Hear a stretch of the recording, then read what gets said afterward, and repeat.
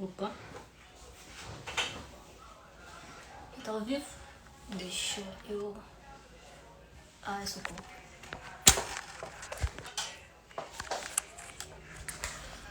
Quem já foi entrando, oi, tudo bem? Deixa eu ver quem tá aqui online. Fala, Vinícius, tudo bem, gente? Vou só colocar aqui nos comentários o tema da live. Deixa eu deixar aqui.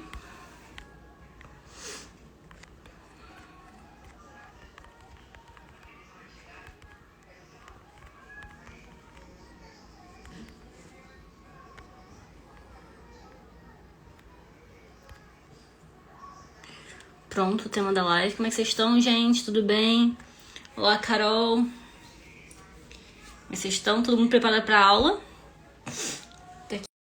O caderno tá escrevendo aqui, peraí. Deixa eu colocar vocês aqui. Eu tenho 6 minutinhos até começar a aula, tá, gente?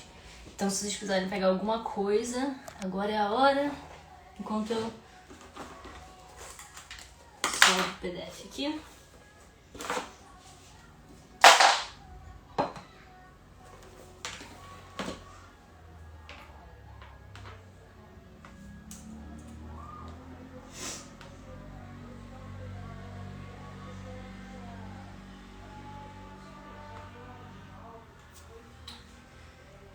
Chegando. Só esperar mesmo dar 8h07, gente. Aí eu começo aqui com o conteúdo. Oi, Isa, tudo bem? E aí eu começo com o conteúdo pra esperar o pessoal chegar no horário que eu avisei. E é isso.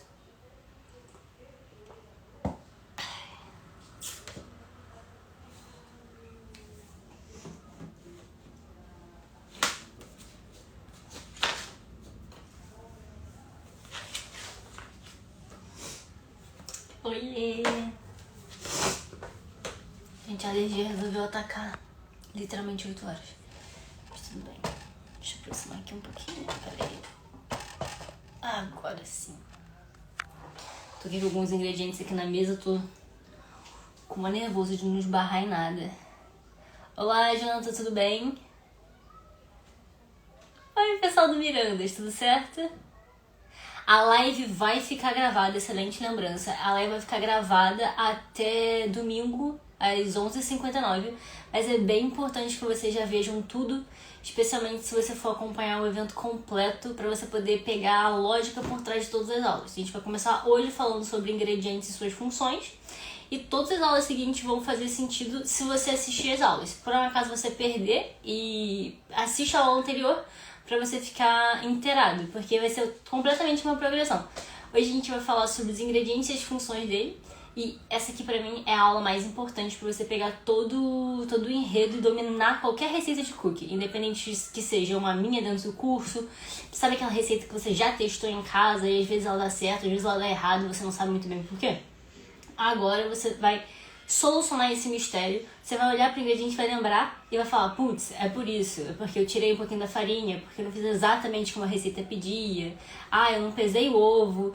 Então, se vocês assistirem tudo, vai ficar tudo bem esclarecido, mas ela vai ficar salva e depois vai ser disponibilizada somente para quem estiver dentro do grupo e do curso.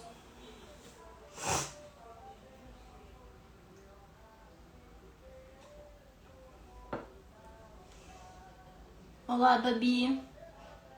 Oi, Bia. Charais. Só esperar dar o horário e a gente vai começar com o conteúdo. Lembrando, como é uma aula, não é uma live assim, pra poder os comentários ficarem abertos, eu vou fechar os comentários assim que eu começar com o conteúdo. E eu vou abrir no final, inclusive tem uma caixinha de perguntas, se eu não me engano, tem uma interrogaçãozinha. Vocês podem ir mandando perguntas que no final da aula eu vou voltar e vou responder, tá? Vocês guardem as perguntas, anotem, não esqueçam, que pergunta é sempre muito importante, especialmente se tiver algum ponto, por algum acaso eu esqueça e precise voltar, e eu vou solucionar. A gente fica aqui o tempo que precisar hoje, tá? Oi, Jéssica, boa noite, tudo bem? Oi, Luana. Oi, gente, vou respondendo verbalmente porque eu tô com medo de mover aqui a câmera, tá? 8h05 já, então mais 2 minutinhos e eu começo com conteúdo. Sugiro que você pegue caneta e papel se você for disso, ou se não, anote em algum lugar que você prefira. Eu tô aqui com o meu caderno, com o roteiro, pra não me esquecer de nada, computador com PDF, que inclusive, se você não tá inscrito no evento, se você não foi no link da bio e não tá no grupo, você vai perder conteúdo. Então, depois da live, não precisa ir lá agora, vai continuar aberto o link para inscrição. Vai no link da bio, se inscreve no evento e entra no grupo VIP. Todo mundo que estiver lá vai sempre ter informação em primeira mão. Caso alguma coisa não seja, você não veja algum story, perca alguma coisa, vai estar sempre lá. Inclusive materiais gratuitos de apoio durante as lives e mais tardar no curso. Mas vamos focar primeiro nas aulas. São 3 aulas hoje, quarta-feira e sexta-feira. Quero todo mundo aqui com um compromisso que nem eu vou estar, tá? Mais um minutinho aí. Eu vou fechar os comentários agora pra gente poder focar aqui. Lembre de anotar suas perguntas se precisar, ou mandar aqui na caixinha que ao final da aula eu vou responder tudo, todas as dúvidas, tá? Vou fechar aqui os comentários pra gente começar. Desativar comentários. Tá, galera? Falta um minutinho aí. Vou esperar só pra poder respeitar quem vai entrar às 8h07, certinho. Assim que virar, a gente começa. O primeiro tópico, inclusive, vai ser por que precisamos saber como os ingredientes funcionam, seu papel nas receitas. 8h07, desculpa, o nariz, a alergia realmente atacou. E aqui a gente vai começar a nossa aula. Se você caiu de paraquedas aqui, se você não me conhece, meu nome é Beatriz Simeão, você pode me chamar de Bia, por favor. Não me, gente, se você me chamar de Beatriz, eu vou achar que você tá brigando comigo. Eu comecei aqui esse perfil há mais ou menos uns 3, 4 anos vendendo cookie na faculdade. E hoje eu já expandi para várias áreas, desde cookies a bolos, mas eu acredito que a minha paixão maior ainda são os cookies. E eu quero ensinar você a dominar toda e qualquer receita, conhecendo algo muito importante, os ingredientes. Se você conseguir entender como cada ingrediente funciona e a função dele e na receita de cookie, você matou, você não precisa de mais nada. Você vai olhar uma receita de cookie, você vai conseguir entender o que está acontecendo e você vai conseguir não só reproduzir, mas poder ir além, poder identificar aquela receita, poder testar, inovar, mudar, inclusive criar uma receita sua. As minhas receitas, elas foram testadas, criadas e desenvolvidas para serem minhas, para fazer o que eu quero com elas e o que eu quiser com elas. E para isso você precisa conhecer e entender os seus ingredientes. Porque, por exemplo, se você faz uma receita de cookie, um dia, já aconteceu comigo, inclusive, você faz a receita de cookie um dia, dá tudo certo, tudo certo. E aí no outro dia você percebe que não tem bicarbonato de casa na sua casa. O que você faz? Você tem 2 opções. Ou você vai pedir a um vizinho, vai no mercado e compra o bicarbonato para poder usar. Ou você pensa, poxa, não vai fazer diferença nenhuma se eu omitir o bicarbonato aqui. Pozinho branco, o que é isso? Eu não faço a menor ideia, mas não vai dar ruim não. E aí você vai, coloca seu cookie pra assar, espera lá o tempo que você sabe que ele assa. Quando você tira do forno, ele tá meio esquisito. Ele não tá tão espalhado como ele ficava antes. Por cima ele não tá dourado, não tem aquela cor bonita que você tinha feito. E aí você se pergunta, gente, o que eu fiz de errado? Já fiz essa receita 1, 2, 3 vezes e sempre deu certo. Uma de 2. Primeiro, você pode achar que você simplesmente não sabe fazer cookie, que a receita é ruim e que as outras vezes deu certo por sorte e simplesmente desistir dela ou não querer mais fazer. Ou segundo, você vai ter a luzinha e lembrar que você simplesmente esqueceu de colocar bicarbonato. Você pensou, poxa, eu não preciso colocar bicarbonato. Bicarbonato não serve para lançar receita. Mas o que você não sabe é que o bicarbonato, especialmente em receitas que têm açúcar mascavo na composição, é realmente importante para você ter um cookie brilhoso, dourado e que espalha. Especialmente se você gosta de um cookie mais fininho. Ele é muito importante na hora de fazer com que seu cookie espalhe, cresça, né? Porque ele vai agir com outros ingredientes, ele vai formar gás carbônico, sabe? Quando dá sua água com gás, ele vai ter essa expansão no forno e vai fazer com que ele espalhe.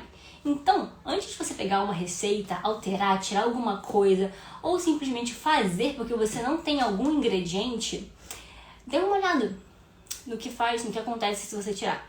E é isso que eu vou te falar agora. Primeiro, a gente vai começar por um dos ingredientes que geralmente vai em maior quantidade em cookies, a farinha de trigo.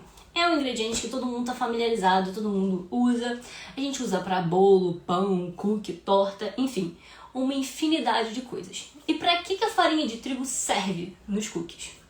A farinha de trigo, antes de mais nada, ela vai dar estrutura. A gente precisa de algo que segure todos os outros ingredientes.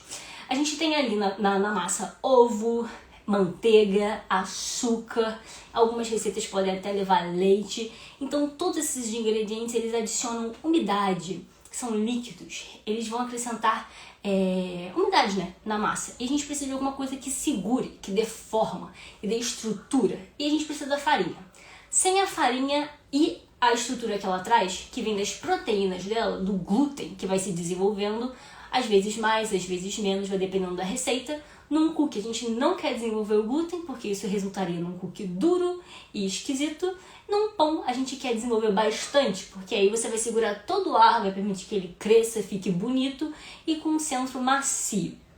Então, para um cookie, se você precisa de alguma coisa para dar liga e segurar, a gente usa farinha, porque a gente precisa dessa pequena parcela de proteína que vai estar na farinha para poder segurar todos os nossos outros ingredientes e ter um cookie no formato. Porque, como eu disse, o cookie tem muito açúcar, manteiga e tem ovo. Se a gente não tivesse algo que fosse segurar todos esses líquidos, a gente simplesmente teria uma vossoroca, literalmente, uma maçaroca sem formato, sem estrutura, simplesmente, literalmente uma poça de líquido dentro do nosso forno. E não é o resultado que a gente quer.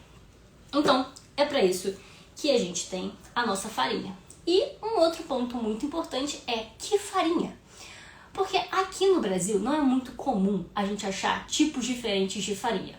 E eu vi que os comentários abriram, não sei porquê, ou é só pra mim, acho que é só pra mim. A gente aqui não acha muitos tipos de farinhas diferentes, a não ser farinha tipo 1 ou tipo 2 e a farinha com ou sem fermento.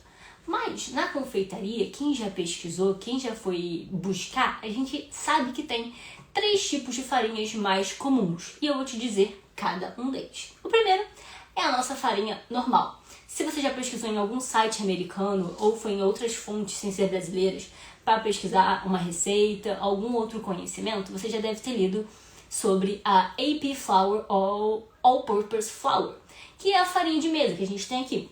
Eu, inclusive, peguei cada um dos nossos ingredientes e vou te mostrar aqui. É a nossa farinha, não sei se dá pra ver muito bem, mas a nossa farinha simples, normal. Não tem um paninho aqui pra limpar minha mão, né? Porque senão não dava. Mas a nossa farinha, normal.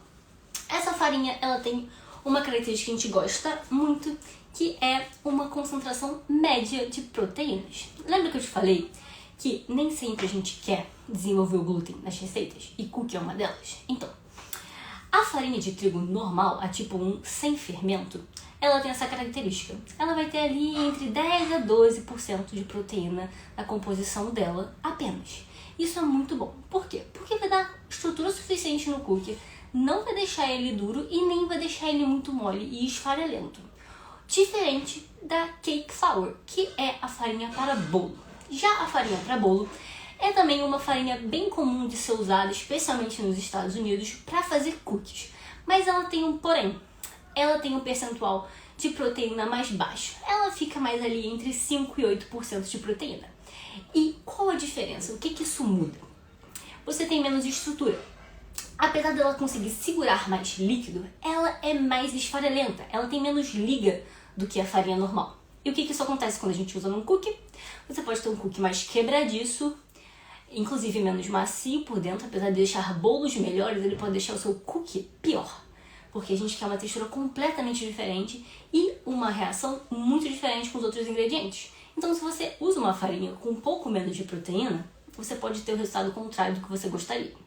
E essa farinha, apesar de não ser comum no Brasil, ela tem sim seus benefícios e suas vantagens, dependendo do tipo de cookie que você vai querer fazer. A gente não usa, na maioria dos nossos cookies, inclusive a gente só usa em um tipo de cake flour que a gente une a farinha de trigo com um pouco de amido e a gente equilibra esses percentuais de proteína. Porque o amido, ele não tem glúten, é uma farinha sem glúten, é um amido sem glúten, né? Ele não tem essa característica do trigo, porque vem do milho. E tem outros tipos de amido também, como de batata, e enfim. Então, se você perceber, eu trouxe aqui o amido também, deixa eu tirar o caderno. Você vai ter 2 tipos muito diferentes de amidos, né? Esse aqui é o amido do trigo, que você pode ver ele é um pouquinho menos fino, não dá pra perceber aqui, né? Mas a gramatura dele é um pouquinho mais grossa e ele tem a proteína do trigo que dá essa liga, essa estrutura. Você consegue juntar e segurar ar. Já o amido, ele é bem mais solto e muito mais leve. Se você for pesar esses dois ingredientes usando uma xícara comum, uma xícara de pesar, você vai perceber que a farinha de trigo vai ocupar mais rápido do que o amido. Você vai ter, porque ele é muito mais leve. Se for ver aqui, ele é muito mais levinho. O grão, por assim dizer, dele é muito mais fino. Então a gente falou desses dois tipos de farinha e desses dois tipos de estrutura. O que a gente quer para um cookie é uma farinha que tem ali entre 10 a 12% de proteína, porque esse é o ideal. A gente não vai bater esse glúten, essa farinha, né, esse glúten, para desenvolver muito, para não deixar o cookie duro, mas a gente também precisa de uma quantidade média para que ele tenha liga suficiente para poder segurar todos os nossos ingredientes, inclusive os líquidos. E a terceiro tipo de farinha que você pode encontrar, especialmente se você quiser fazer algum tipo de pão, é literalmente a bread flour, que é uma farinha para pão. Eu já utilizei essa farinha e ela tem ali no mínimo de 12 a 14% de proteína na composição dela. E o que isso acontece? Isso faz com que tenha muito mais capacidade de desenvolver glúten. Por quê? Porque quando você está fazendo um pão, você quer bater bastante, você quer criar uma rede de glúten muito forte para quando esse pão crescer, ele consiga segurar todo o ar que você está desenvolvendo com o fermento biológico e ele fique com aquele formato, com aquele ar todo preso e ele não caia, literalmente segure. Inclusive eu postei mais cedo um vídeo da massa de waffle, que ele do cinnamon, que é uma massa fermentada. E justamente para aquilo, para quando aquela redoma for formada, você conseguir segurar todo aquele ar. Então, deixa eu revisar aqui. Sim, essa é a função da farinha. Primordialmente, segurar tudo que você vai colocar na sua massa, desde o açúcar até os ovos, qualquer outro ingrediente que você vai colocar nela. E tem esses três tipos. A gente sempre usa aqui a farinha normal. E quando a gente quer deixar um preparo um pouquinho mais leve, ou um pouquinho mais macio, a gente adiciona o amido. Inclusive no PDF que eu vou disponibilizar no grupo, mais tarde vai estar uma proporção para caso você queira utilizar ou testar. Você pode utilizar essa misturinha de farinha e amido para fazer a sua própria cake flour em casa, fazer para bolo em casa. E agora um ingrediente que é muito importante e não só para o uso mais básico que a gente vê.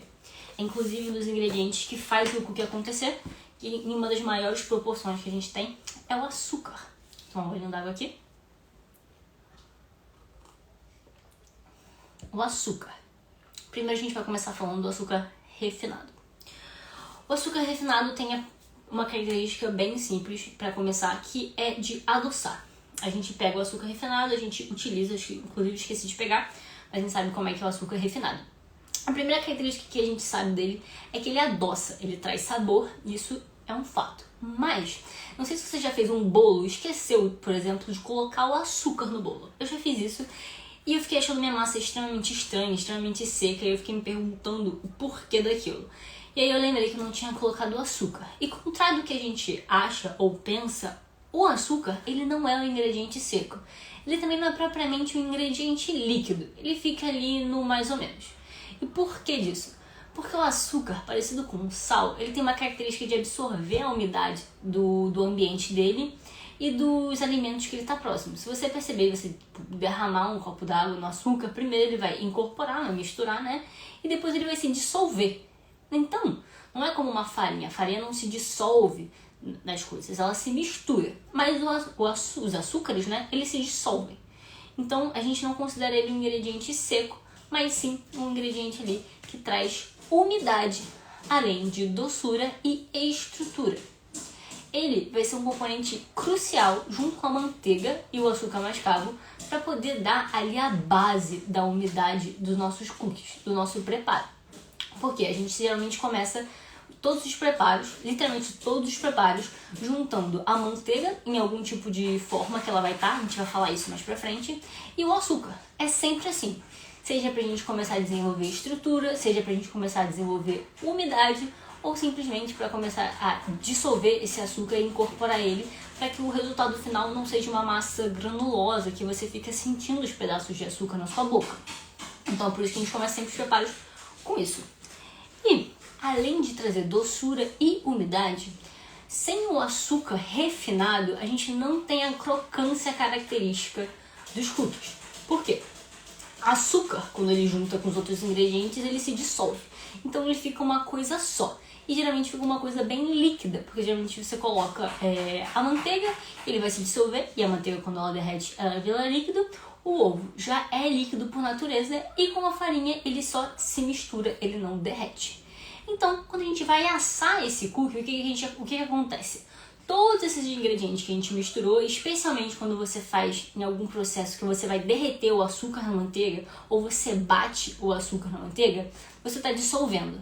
Então, quando isso entrar no forno, toda a água que a gente falou, né, que o açúcar tem, toda a umidade que ele tem, ou que ele agregou com outros ingredientes, ela vai sair.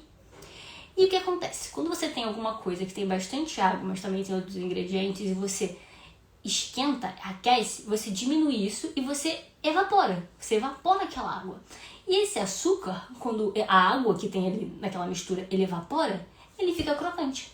Então, se a gente não tem o açúcar refinado, a gente só tem o açúcar mascavo, por exemplo, a gente não tem essa crocância característica.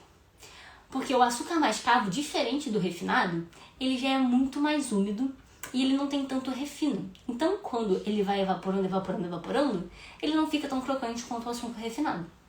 E é por isso que o açúcar refinado ele é tão importante. Por quê?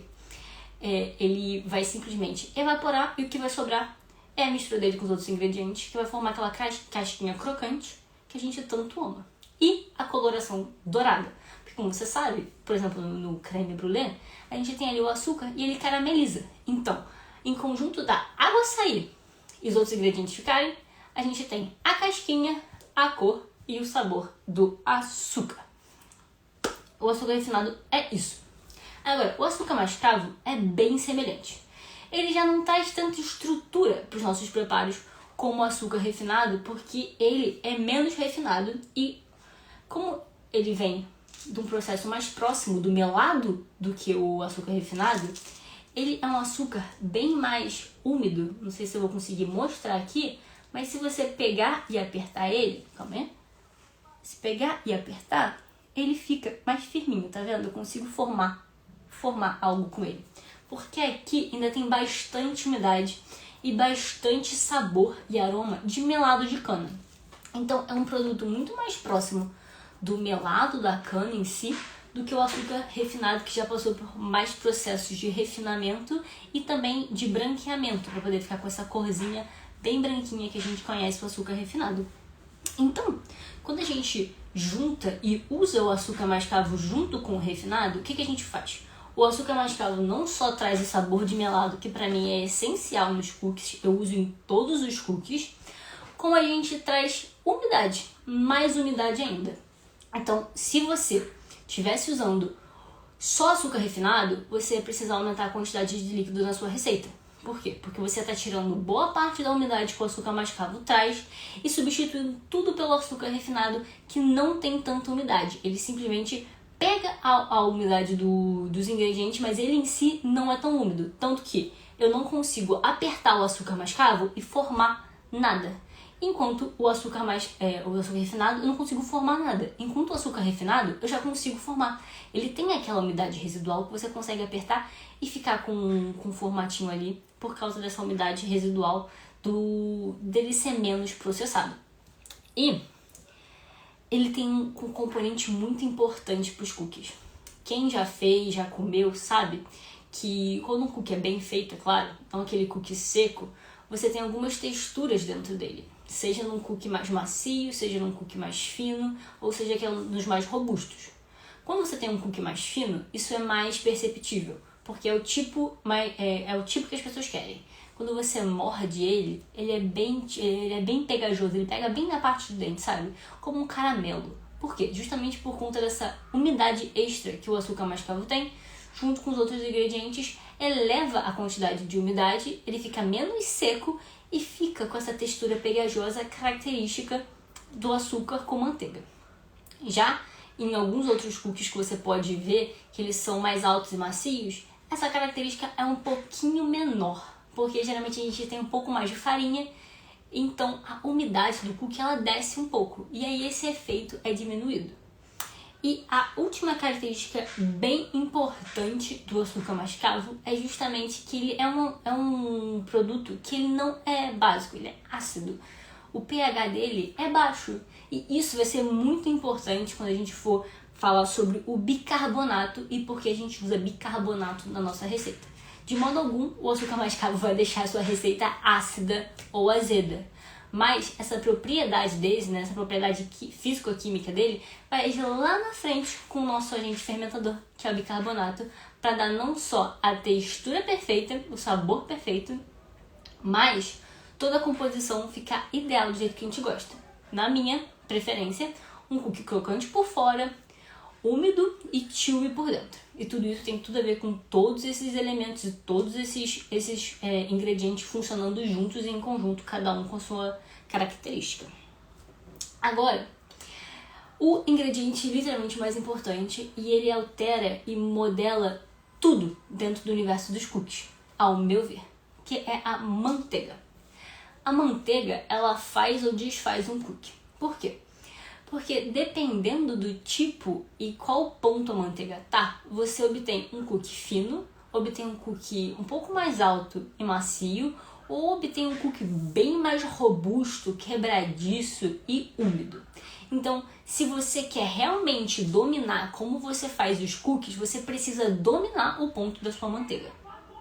De todo o resto que eu falei, se você focar em acertar o método certo com o ponto da manteiga certo, você tem mais da metade do seu cookie feito.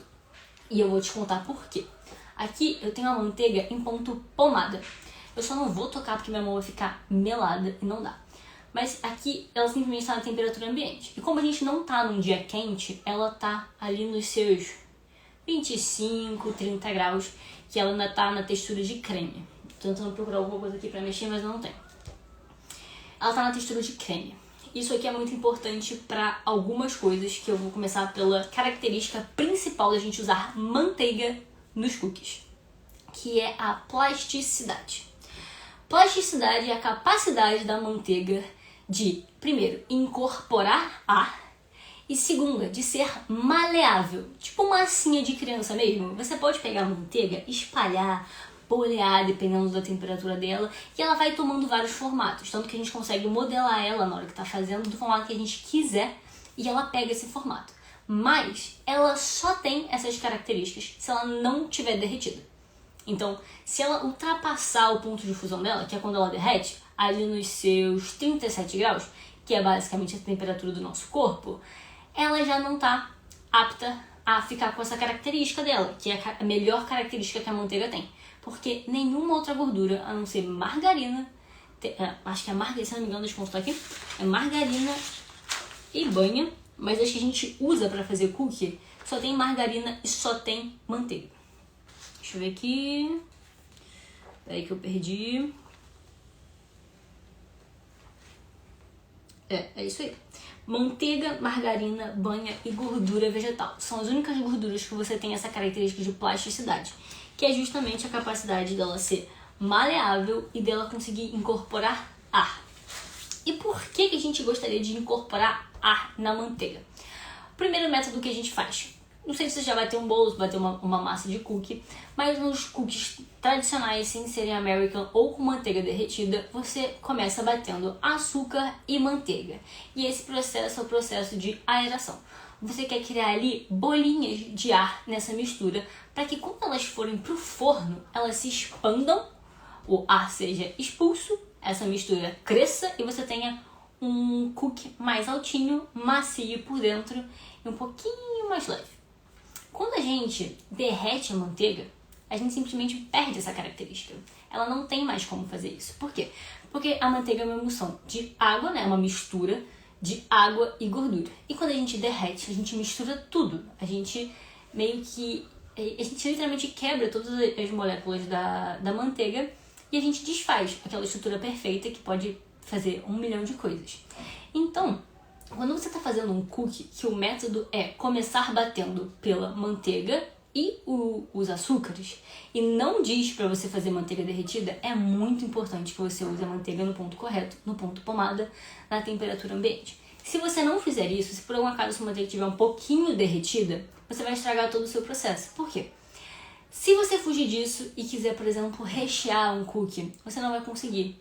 Ou até você vai conseguir, mas o resultado final vai ser um cookie meio esquisito, que o recheio pode vazar, ele pode não segurar, ele pode estourar, ele simplesmente pode espalhar muito e não ficar com tudo juntinho, como você gostaria num cookie recheado. Agora que a gente passou dessa parte do que é a plasticidade, por que isso é importante, a gente vai falar sobre a temperatura que a manteiga derrete e por que a gente usa nos cookies manteiga e não margarina.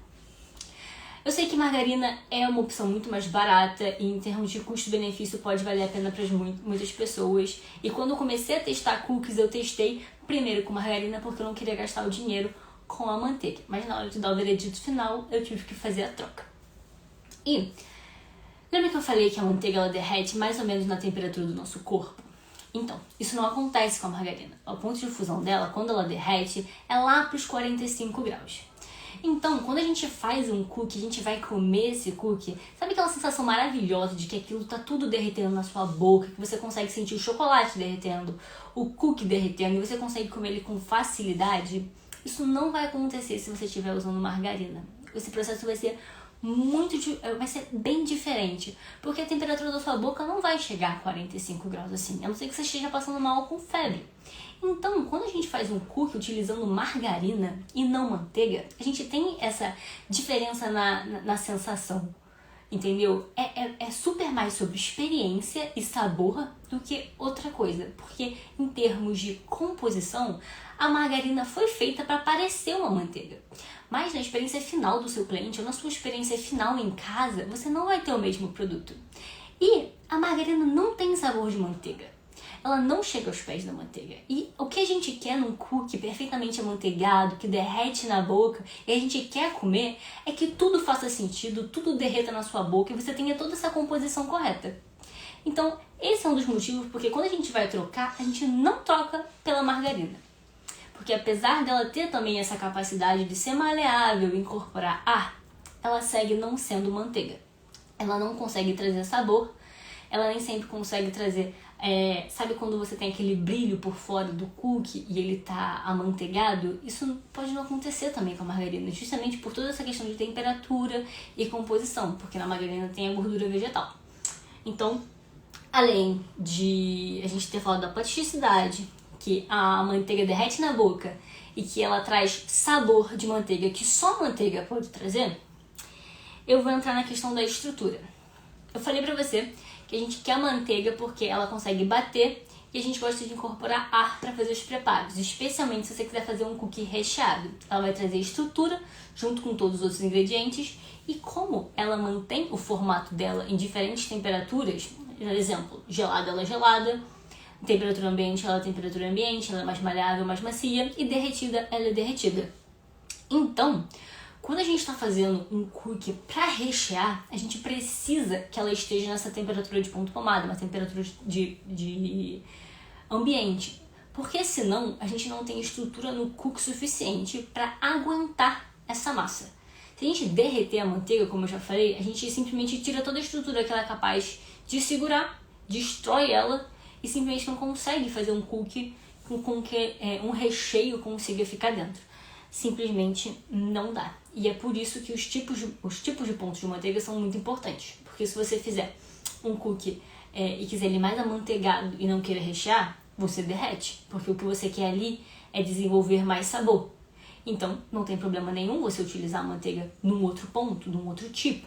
Você não quer a estrutura que ela te dá, permitindo aquela aeração, fazendo com que o cookie cresça e não espalhe dentro do forno.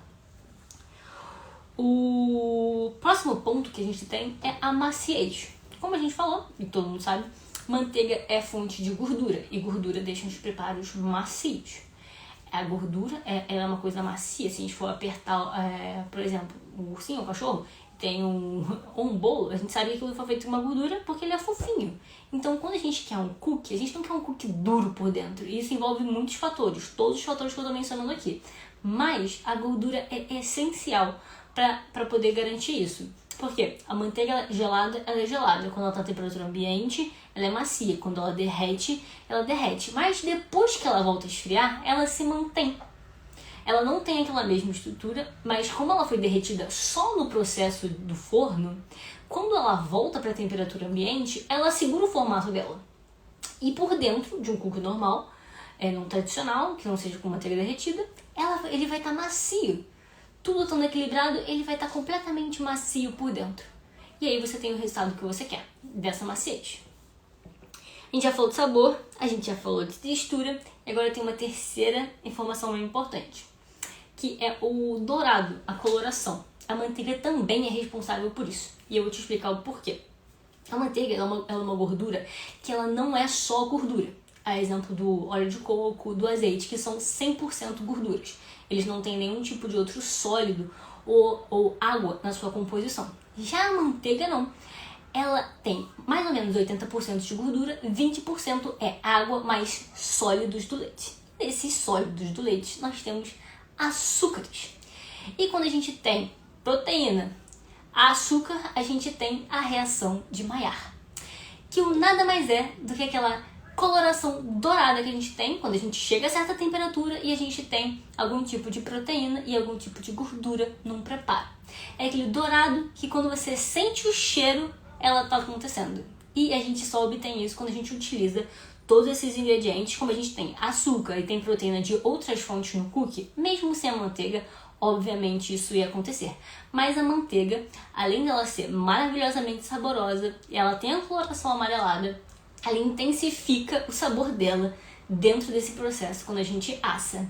E se quando você for utilizar manteiga derretida, você transformar essa manteiga numa manteiga queimada, deixar ela cozinhando por um tempo até que ela escureça, você também está fazendo esse processo, e fazendo esse processo você está desenvolvendo ainda mais o sabor dessa manteiga.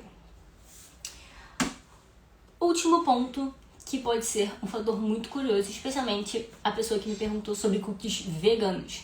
Porque, além de outra fonte possível ser a margarina, a gente não pode utilizar azeite, óleo de coco ou banha na nossa composição. Primeiro, banha tem gosto residual bem forte, não seria aconselhado para você usar em doces. Segundo, azeite, ele fica sempre em temperatura, sempre líquido. Em nenhum momento, em nenhum formato, ele endurece. Se você colocar azeite na geladeira, ele vai ficar um pouquinho mais firme, mas se você mexe 2 segundos, ele vai começar a virar líquido de novo. E é por isso que a gente não consegue usar ele. Então você pode me perguntar, mas Bia, por que a gente não pode usar então óleo de coco? Eu sei que óleo de coco, ele fica firme em temperatura ambiente. Lembra que eu falei pra você sobre a plasticidade da manteiga, que é a capacidade dela de ser maleável? O óleo de coco não tem isso. Ele continua sendo só óleo, só gordura. Ele não tem mais nada na composição dele que torne ele maleável. Você simplesmente não consegue pegar óleo de coco, bater com açúcar e desenvolver algo fofo, algo que aere.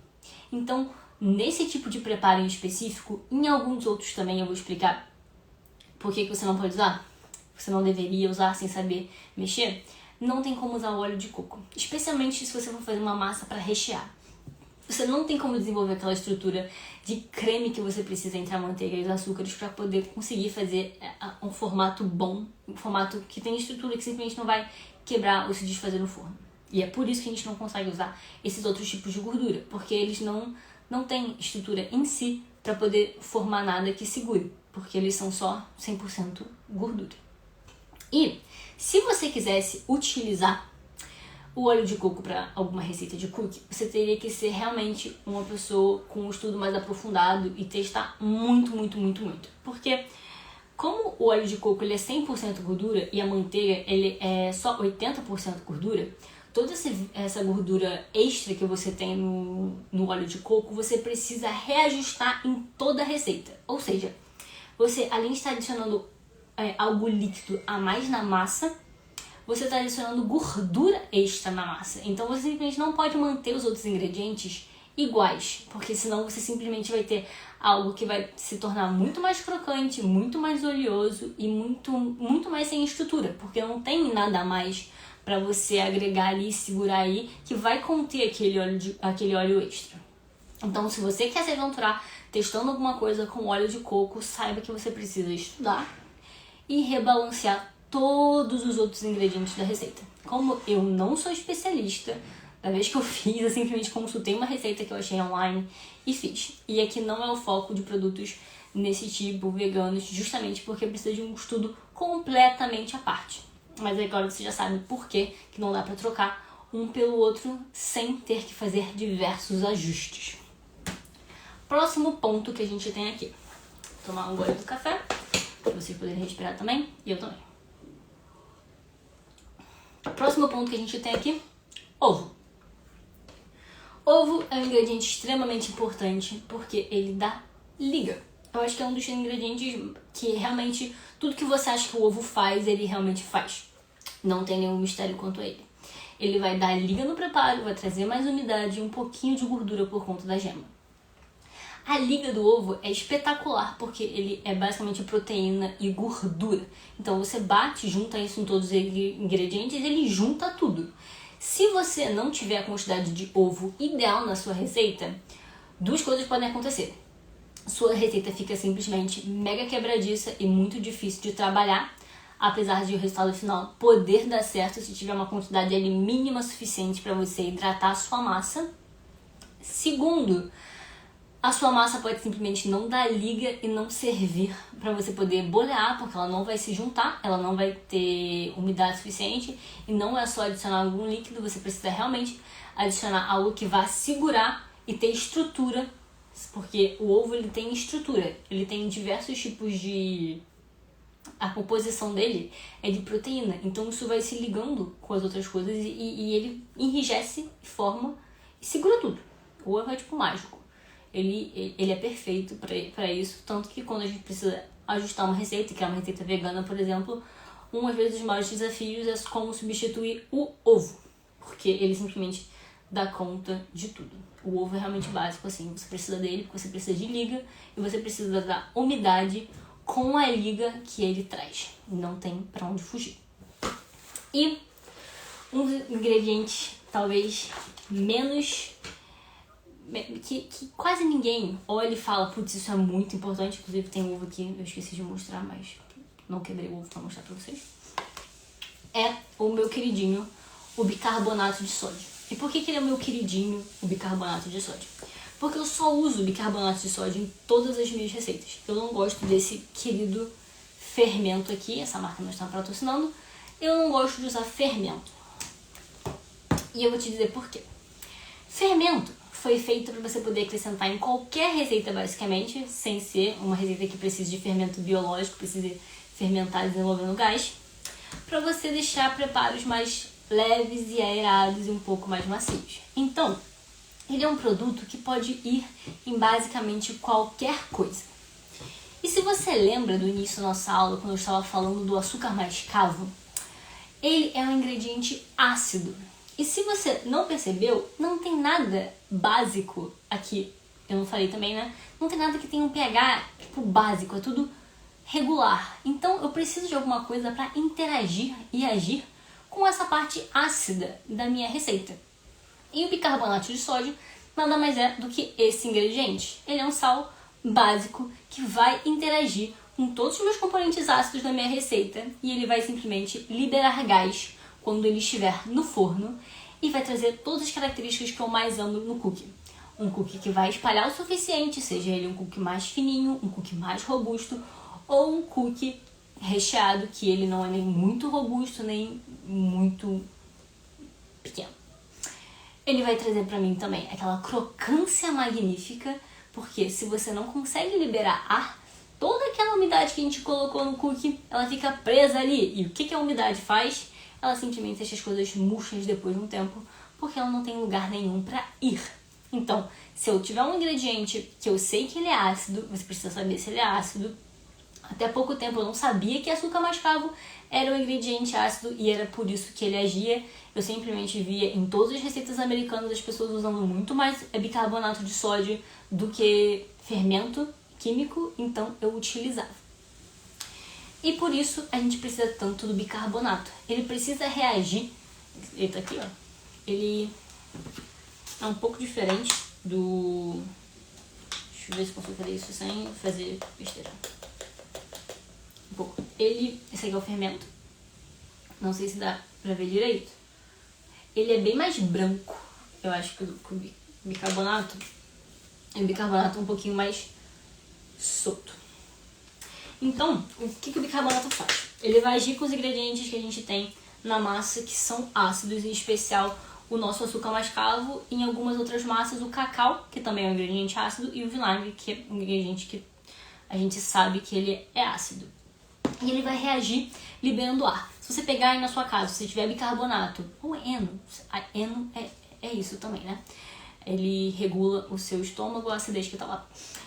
E você pingar vinagre junto com o bicarbonato, você vai ver que ele vai imediatamente começar a liberar ar. E, apesar disso começar imediatamente, como a gente tá na massa, o bicarbonato tá misturado e o açúcar tá misturado e não tem nada líquido ali, ele não começa esse processo na hora que a gente junta tudo isso. Ele vai começar quando ele aquece no forno, que aí sim essas reações vão acontecer e aí eu ganho todos os benefícios que eu vejo que só o bicarbonato me traz. Que é o cookie vai espalhar, você vai ter uma casquinha mais dourada porque você vai estar eliminando o gás e junto com a umidade. E você vai ter, como é que é?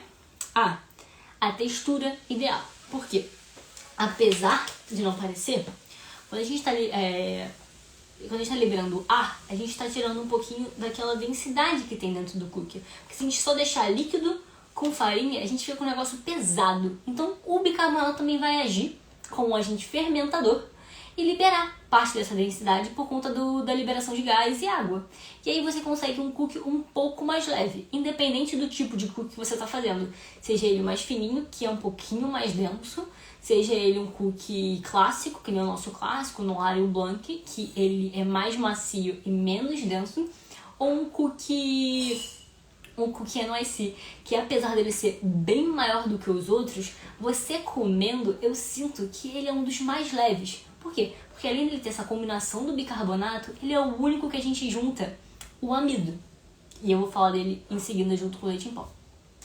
Ele é o único que a gente junta o amido. Então, o bicarbonato ele vai ter todas essas vantagens que o fermento não traria. E eu vou te dizer o porquê. Eu só tô pegando aqui o roteiro. Ele vai ter todas essas características que só o fermento não traria. Por quê?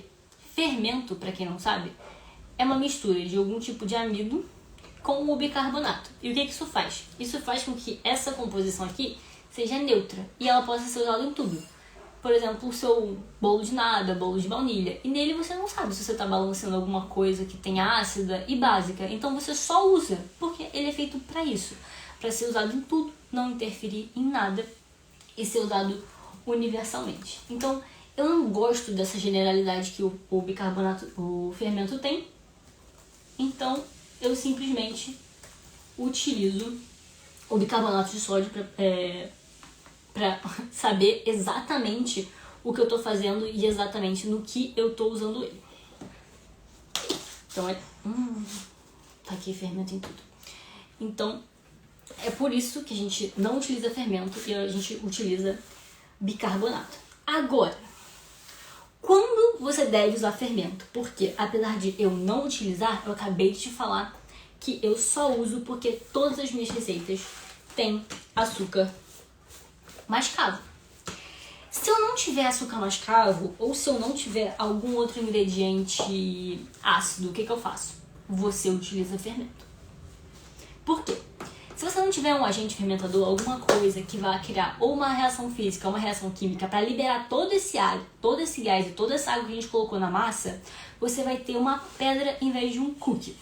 Então, se você não tem nada que seja ácido, que você sabe que seja ácido, você tem que utilizar o fermento para você conseguir esse processo de liberação de gás que nem no bolo. Porque se você já esqueceu de colocar fermento em bolo, você sabe que o que acontece é que seu bolo fica solado, ele não cresce, ele não fica fofo.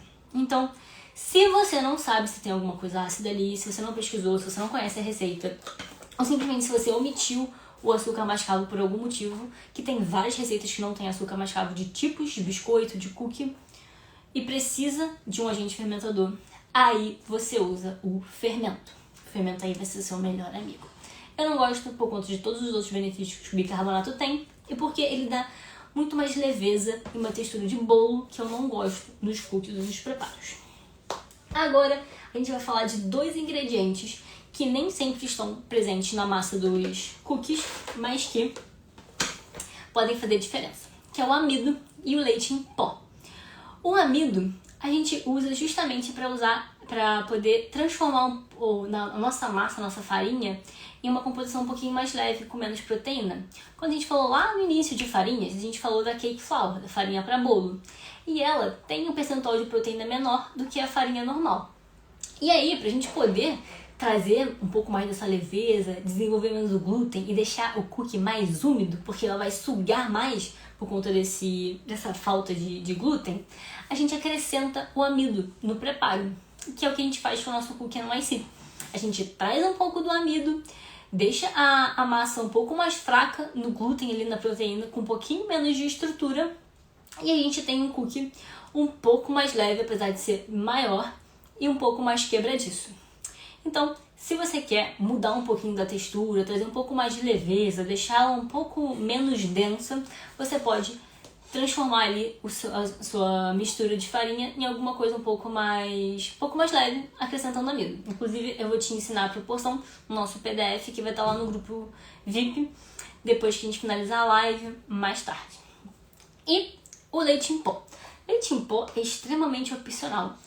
E eu vou te contar que os únicos benefícios que ele tem são ajudar um pouquinho na hidratação da massa, porque ele é mais um ingrediente seco, então ele vai ajudar ali a reter um pouco mais de líquido e trazer sabor. Pode não parecer, mas o leite em pó, principalmente se você escolher uma marca que você gosta do gosto dele puro, ele vai trazer um sabor um pouco mais intensificado na massa. E tudo que a gente pode usar para agregar sabor, a gente quer usar. Por exemplo, a pitadinha de sal, que você vê muito em vários doces, é justamente para você dar aquela avivada nos sabores doces e não para salgar a sua massa. Então, quando a gente usa sal nos preparos doces, é isso que a gente está fazendo. A gente está dando uma pitada a mais de sabor, e quando a gente usa o leite em pó, a gente está fazendo a mesma coisa. E aí a quantidade vai variar literalmente de acordo com o teste. Você pode começar testando 5 a 10 gramas e ver como vai funcionando, se traz o sabor que você quer, se você nota uma diferença. E aqui eu também só utilizo no NYC, baseado em uma receita que eu tenho e que eu adaptei e que eu achei que agrega, faz com que ele derreta um pouco mais na boca, traz uma textura bacana, e eu fui testando e ele serve para isso. Sabor e ajuda a massa a reter um pouquinho mais de umidade. Agora que a gente falou de todos os ingredientes base, todos os ingredientes que vão na massa, a gente vai falar de ingredientes de saborização. O que a gente pode usar para dar sabor na massa. Não são todas as receitas que eu uso a baunilha, porque tem receitas que eu gosto que os outros ingredientes brilhem, especialmente se eu estou usando manteiga queimada. Eu quero que ressalte o sabor dos sólidos da manteiga queimados, então eu omito a baunilha. Mas em todas as outras nossas massas, exceto a de cacau, a gente usa pasta de baunilha. Eu uso essa pasta de baunilha, é um dos melhores custos-benefícios que tem e um dos que realmente tem um sabor mais próximo do que seria a fava de baunilha. Hoje, eu já tenho o luxo de poder usar a pasta. Por muitos anos eu usei a essência. Essência. Eu nunca usei aroma, mas é basicamente a mesma coisa. Qual a diferença entre um e outro? Vamos começar pela fava. A fava de baunilha é literalmente algo que dá ali na área tropical, geralmente elas são de Madagascar, é um produto bem caro, bem escasso, que inclusive está em extinção e que é super puro, tem um sabor e cheiro mega suave. Se alguém aqui já provou nosso cookie de creme brulee, o recheio é feito com ela e é muito diferente dos sabores artificiais de baunilha que a gente vê por aí. Mas isso é realmente estrito se você puder pagar, se você puder usar e para alguma coisa que ele vai realmente estourar assim. Você vai sentir o sabor dele. Se você quer botar em alguma coisa que ele vai ficar ofuscado, não vale a pena o investimento. O extrato de baunilha. Extrato de baunilha é quando a gente pega algum líquido, geralmente álcool, de 40% para cima, a gente pega a fava de baunilha, a gente corta, tira a semente, mistura e deixa lá uns 2, 3 meses para aquela solução, aquele líquido, começar a pegar esse sabor e a gente ir usando. É uma forma de você usar a baunilha, mas sem precisar ficar usando sempre uma fava, já que ela é bem cara. Ela varia ali de 20 a 25 reais cada favinha de 5 gramas. E aí você pode fazer o extrato em casa. É bem simples de fazer, tem vários vídeos no YouTube, inclusive um Reels bem antigo aqui, ensinando. Eu tenho o meu, eu quase não uso porque eu fico com pena de usar. E eu uso a fava só realmente no recheio de creme brulee ou quando eu vou fazer alguma coisa mais especial assim. E aí a gente entra na pasta, que pra mim é um dos custos-benefícios melhores. Você geralmente acha essa pasta aqui a partir de R$35 e eu acho que ele te dá um ótimo sabor sem você precisar ficar usando muito, sabe? E aí você foge um pouquinho do sabor artificial da baunilha, que a gente cresce acreditando que é uma coisa, mas não é, porque realmente é caro, é um produto caro e aí a gente tem que criar alternativas. A essência e aroma são aquele comercial que você acha no mercado. Se você for numa loja de confeitaria ou lugar que venda atacado, você acha aqueles litros.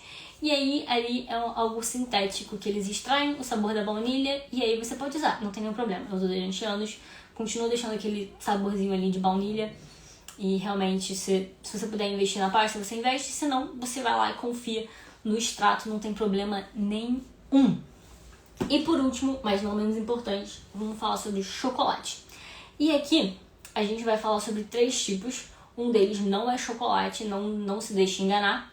E os outros 2 são tipos de chocolate diferentes. Aqui a gente tem chocolate em gota, que eu tô usando agora, da Genuine.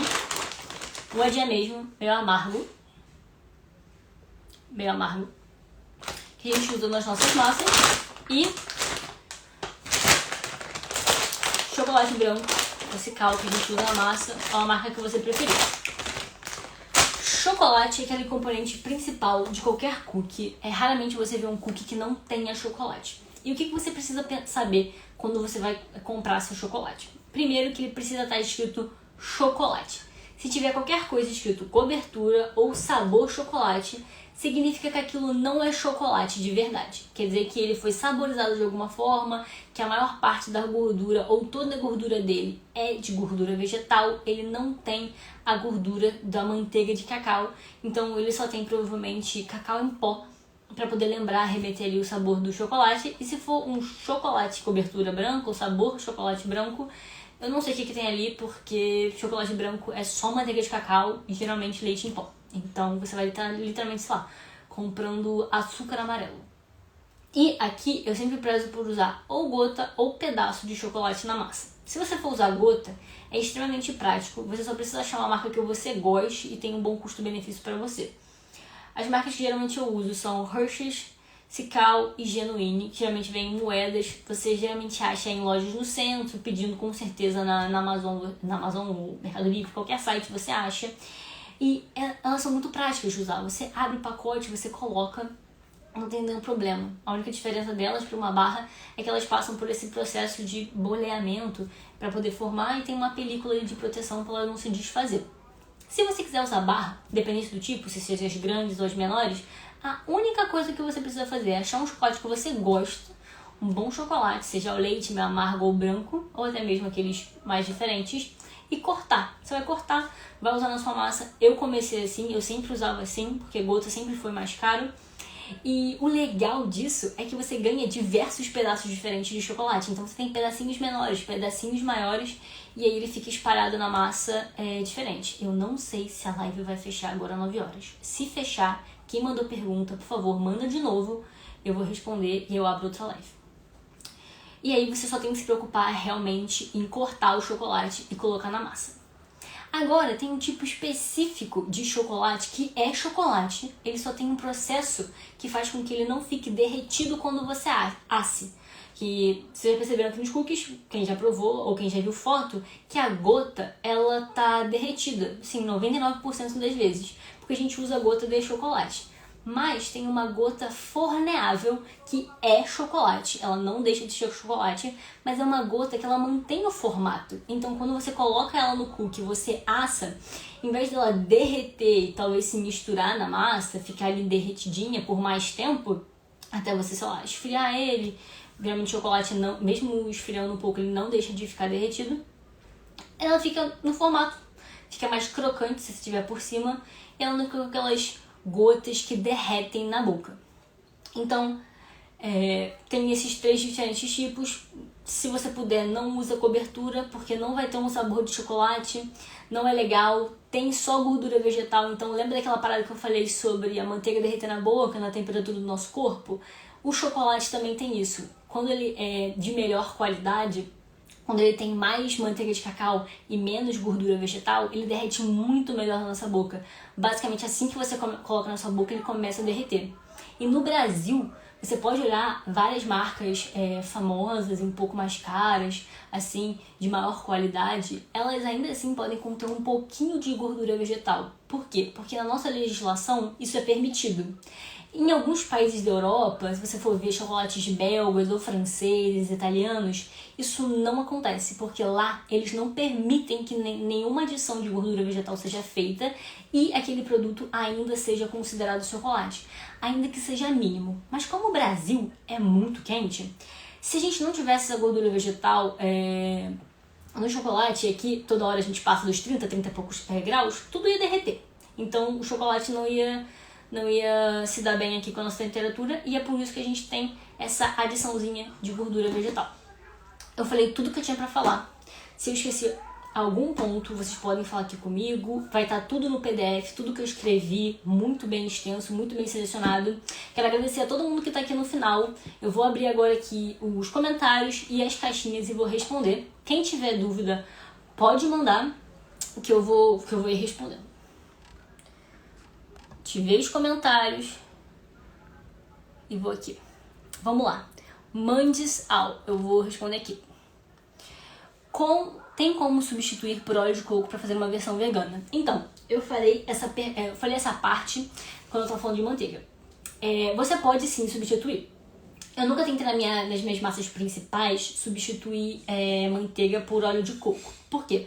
Porque, como eu falei, você não pode simplesmente trocar um pelo outro. Você tem que reajustar todo o resto. Você tem que mudar, às vezes acrescentar um pouco mais de farinha, um pouco mais de açúcar, talvez diminuir um pouquinho alguma coisa e ir balanceando. É muito teste mesmo. Você tem que ir errando e testando até achar a receita ideal. Porque a gente tem que pensar que a gente sai de uma gordura que é 80%. Você tem lá a manteiga, você tem lá 100 partes, 80 são gordura, 20 são outras coisas, águas e sólidos de leite. Aí você pega essas 80 partes e transforma em 100, você tem 20% a mais de gordura aí. Então, toda essa gordura ela precisa ir para um lugar. E geralmente quando a gordura ela não incorpora com os demais ingredientes, ela faz uma coisa muito simples, que é sair. Não sei se você já pegou um cookie ou coisa do tipo e você viu que tinha uma gordura ali. Uma gordura saindo. Isso é normal, especialmente da manteiga, por conta da temperatura do ambiente. Só que com o óleo de coco, se ele não tiver incorporado, ele pode fazer isso na própria massa. Quando você estiver mexendo e manipulando, ela vai começar a expelir, vai começar a sair óleo, porque ele não tem onde ir, ele não está sendo absorvido por nada, sabe? Então aí você simplesmente não consegue fazer uma massa que seja homogênea e você não consegue emulsificar esse óleo no seu preparo. Justamente porque ele não tem mais nada na composição dele, é só óleo, só óleo. Então ele não tem aquela plasticidade que eu falei no início, que a manteiga, margarina, gordura vegetal e banha tem.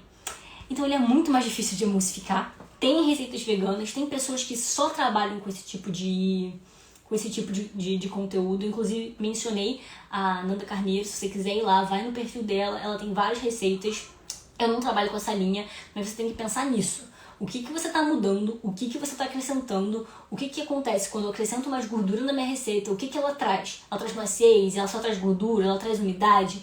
Você pensando nisso, entendendo isso, pegando tudo que eu falei aqui, você consegue criar a sua receita. Mas vai ser muito teste, vai ter muita cabeça e foco. Testa, faz, recomeça, vai fazendo pequeno e simbora. Deixa eu pegar aqui a próxima. De nada por tirar sua dúvida. É versão vegana. Então, gente, o que eu sei de versão vegana é isso. Eu peguei a receita, eu nunca criei, mas o que você sempre tem que ter pra poder criar a receita, pra poder adaptar a receita, pra poder... Ah, sei lá, eu quero tirar um pouquinho de margarina, eu quero tirar um pouquinho de... Margarina não, desculpa. Eu quero tirar um pouquinho de açúcar, eu quero tirar um pouquinho de farinha. O que você vai resultar? Se tirar um pouquinho de farinha, você vai ter menos coisa para controlar, menos ingredientes para controlar a umidade, vai ter menos ingredientes para dar estrutura. Ah, tô tirando a farinha, pô, tem que pegar a estrutura de outro lugar. Talvez mesmo tirando a farinha seja legal botar um pouquinho mais de ovo, um pouquinho mais de açúcar, ou sei lá, acrescentar um pouquinho mais de manteiga. Você vai brincando, você vai encontrando a sua receita, o seu jeito, e você vai desenvolvendo receita. É muito divertido, dá muito trabalho, você vai achar que você tá fazendo só besteira, mas super dá certo. Primeiro passo, focar, revisar qual a importância de cada ingrediente, e aí você consegue. Se mais alguém tiver dúvida, pode mandar, não tem horário, fico aqui com vocês. Obrigada, pessoal, que tá falando perfeito. Amei falar com vocês. Boa noite, todo mundo. Vou ler os comentários, tá, galera? Pra caso tenha alguma pergunta também. Gostei muito da live. Parabéns, você é muito inteligente, entende mesmo de cookies. Parabéns pela dedicação e profissionalismo. Muito obrigada, Jonathan. Fico muito feliz que você tenha gostado. Fiquei bem nervosa. Sem comentário, a gente não consegue saber muito bem como tá andando. Mas tô muito feliz que vocês gostaram. Obrigada, Jéssica. Oi, pessoal que tá entrando agora. Pra quem tá entrando agora, quem não viu, como eu falei no início, a live vai ficar gravada a princípio até domingo, 23h59. Se você tá inscrito no evento, se você tá no grupo VIP, você vai receber mais tarde o nosso PDF completo, com tudo que eu falei, esmiuçado e explicado. Cada coisa, talvez até tenha mais do que eu falei no PDF, então se você não quer perder esse conteúdo, vai no link da bio, se inscreve no evento, entra no grupo, que você vai receber tudo e vai ser sempre atualizado, tá? Se não tiver mais dúvida, eu vou ficar aqui mais 5 minutinhos, esperando o pessoal entrar. Se você tiver alguma dúvida, faltou algum detalhe, pode me mandar, que eu vou responder. Se vocês ficaram com dúvida sobre alguma coisa sobre farinha, ovo, sobre a função de alguma coisa, se quiserem saber um pouco mais sobre como adaptar a receita tradicional, gente, por favor, vegano realmente não é o meu forte. Então, não sei como adaptar. Apesar de se você quiser fazer alguma receita vegana e quiser trazer um pouquinho mais de... Gente, eu derramei fermento em tudo. Se quiser trazer um pouquinho mais de estrutura ou liga na sua receita, você pode testar usar o ovo vegano. E o ovo vegano você pode fazer com alguns ingredientes. Você pode fazer com uma misturinha de linhaça e água, chia e água, que é geralmente que usam. E tem uma mistura, se eu não me engano, que é com linhaça, água e vinagre também. Não sei muito bem. Vocês podem pesquisar um pouquinho mais sobre isso. Mas é basicamente como eu sei pra dar liga pra cookie. Inclusive tem uma receita de cookie de amendoim vegano no Reels que eu lancei semana retrasada. Vocês podem dar uma olhada também. Ele fica um pouco mais esfarelado porque eu uso pasta de amendoim. Mas naquela pegada você pode desenvolver alguma outra receita com pasta de castanha, tá? Então, tudo jóia, tudo ótimo. A próxima live não é amanhã, tá, gente? A próxima live é dia... Opa, hoje é dia 30. A próxima live é dia 1º, quarta-feira. Eu espero vocês para aula 2, que vai ser a aula sobre pontos de manteiga e tipos de cookie. Sim, eu vou inclusive assar cada tipo de cookie, vou trazer pra live e vou te mostrar diferenças de cada um, ao vivo e a cores, com cada um dos nossos cookies. Porque, como eu falei, manteiga... Se você domina o ponto da manteiga, você certamente vai dominar o ponto dos cookies, porque é literalmente meio caminho andado você saber o tipo de ponto de manteiga usar para poder ter o resultado final que você quer. Um beijo pra todo mundo, boa noite, live ficará salva, não esqueçam de se inscrever e entrar no grupo VIP para receber todas as atualizações, todos os PDFs e todo o material extra. Boa noite, bom final de segunda pra vocês, galera. Tchau, tchau. Opa, pergunta? Qual a diferença dos pontos da montagem de colher ovo normal da casca? Opa, não entendi muito bem. Letícia, você pode Pode mandar a pergunta no comentário, porque eu acho que eu não entendi uma parte. Qual é a diferença dos pontos? Quais pontos da manteiga? E da montagem do colher normal? Não entendi o colher, é ovo normal? E da casca de ovo. A casca de ovo a gente não tem nada, não usa nada dela, só o ovo mesmo. E se for pontos da manteiga, vamos lá. A gente vai falar sobre isso, na verdade, amanhã, mas deixa já logo uma adiantada, já que você tá com essa dúvida. Ah, tranquilo. Manda aqui no comentário, escreve pra mim, sem problema. Escreve de novo que eu respondo certinho. Se for ponto da manteiga, o ponto da manteiga, ele muda a questão da plasticidade dela. Como eu falei, a plasticidade é a capacidade dela a gente moldar, né? A gente manusear e deixar a manteiga no formato e estrutura que a gente quer. Se a gente derrete a manteiga, por exemplo, a gente simplesmente não consegue mais agregar ar nela. A gente não consegue bater e fazer aquela... Ai, meu Deus, esqueci a palavra. Trazer aquela textura cremosa, fazer aquele creme branquinho, cremoso. Ah, perfeito, da manteiga mesmo, né? Do ovo, se você quiser completar, pode escrever. A gente não consegue agregar ar. E se eu tivesse um garfo aqui, eu até faria. Mas a gente não consegue agregar ar, a gente não consegue incorporar ar nela. Se a gente não consegue incorporar ar nela, a gente tem alguns problemas. A gente não vai ter bolhas de ar que na hora que a gente assar o cookie, eles vão expandir, esse ar vai sair, o cookie vai dar uma crescida e ele vai manter macio por dentro. Essa parte da gente bater a manteiga e o açúcar, a gente tem dois ou três fatores aqui. Primeiro, a gente vai estar dissolvendo esse açúcar, né, na manteiga e... sobre a casca de ovo de Páscoa. Saquei, beleza, vamos lá. A gente vai começar a dissolver esse açúcar para que no final a gente não tenha nenhum grânulozinho residual, a gente não tenha um cookie esquisito, né? E aí a gente começa a desenvolver a umidade, porque o açúcar tá aqui, temperatura ambiente. Açúcar tá aqui. Quando a gente coloca isso aqui em água, algum líquido, alguma coisa que tenha água, a gente começa a dissolver isso. Então, ele vai agregando umidade, vai puxando umidade, vai ficando mais úmido. E aí, a gente vai ter um cookie mais úmido também. E a gente vai agregando ar. Quanto mais a gente bate, a gente tá agregando ar, agregando ar, agregando ar. E aí, faz com que o cookie expanda, fica macio, fique mais cremoso e fique chewy também, mas nem tanto. Quando você pega essa manteiga, que consegue fazer todas essas coisas, e você derrete, você tá perdendo tudo isso que ela pode fazer. A única coisa que ela pode fazer agora é dar sabor, continuar trazendo mais crocância, porque ela não tem a capacidade de aerar, então ela só vai ficar com líquido para poder ser removido e deixar ele mais rígido, e vai ter aquele sabor maravilhoso e ainda mais amanteigado, porque você já derreteu ela uma vez. Então, é isso que acontece com os tipos diferentes de manteiga. Você tem uma manteiga que você bate e agrega ar, você tem uma manteiga que você bate e não agrega ar. Agora, se você usa essa manteiga gelada, você não faz nenhum desses dois formatos. Se você faz o método reverso, a gente vai falar sobre isso amanhã. Você não tem nenhuma dessas duas coisas. Então, você simplesmente está ali juntando manteiga e açúcar, não está desenvolvendo essa parte cremosa, mas aí você também está permitindo que, quando essa manteiga asse, sem ela estar incorporada, sem ela ser creme e sem ela ser líquida, que ela também cresça e expanda, porque ela não liberou nada ainda em nenhum dos processos. Sobre a casca do ovo de Páscoa. Isso aí é um excelente ponto para um novo módulo para o ano que vem pro curso. Porque não é nada muito secreto, quem é confeiteiro sabe como é que tem, mas você tem um processo aí de assar casca, modelagem, e aí realmente é conteúdo exclusivo de curso. Mas tem uma forma muito simples de você fazer... Obrigada, Letícia. Tem uma forma muito simples de você fazer... muito simples não, é mais prática de você fazer do que é que eu faço, mas eu gosto mais da minha.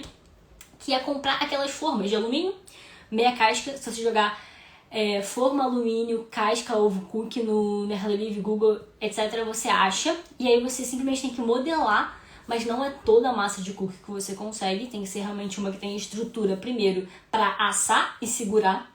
E para depois ela ficar rígida e blindada com chocolate, cobertura e afim, ela conseguir ficar no formato crocante o suficiente, bem embalado para não absorver ar. Então, se você quiser testar uma receita, ou até mesmo futuramente no nosso curso, é uma forma que você tem de fazer a casca do ovo de cookie, tá?